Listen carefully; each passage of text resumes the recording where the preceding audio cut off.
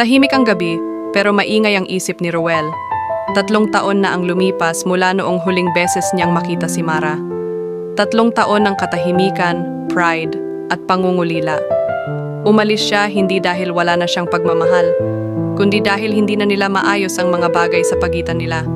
Paulit-ulit na bangayan, sumbatang paulit-ulit, at sa huli, pareho nilang pinili ang tumahimik, pero sa magkaibang direksyon. Akala niya noon, makakalimutan niya rin, na kaya niyang mabuhay nang wala si Mara.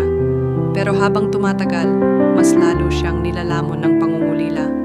Ang bawat umagang walang kasabay sa kape, ang bawat gabing tahimik pero mabigat, palaging siya ang laman ng isip niya. Nagsimula siyang magsisi. Na sana siya na ang unang lumapit. Na sana mas pinili niyang unawain kaysa manumbat. Na sana hindi niya pinayagang mawala ang babaeng tanging nagbigay kulay sa buhay niya. Hanggang sa isang araw, huminto siya sa pag-iwas. Pumunta siya sa lumang bahay kung saan sila nagsimula. Basang-basa siya ng ulan, pero wala siyang pakialam. Ang dala lang niya ay isang bulaklak, at ang puso niyang puno ng pag-asa. Pagbukas ng pinto, nandoon si Mara. Halatang nagulat, pero nanatiling kalmado. Wala siyang sinabing kahit ano. Si Ruel ang unang nagsalita, sa boses na halos pabulong.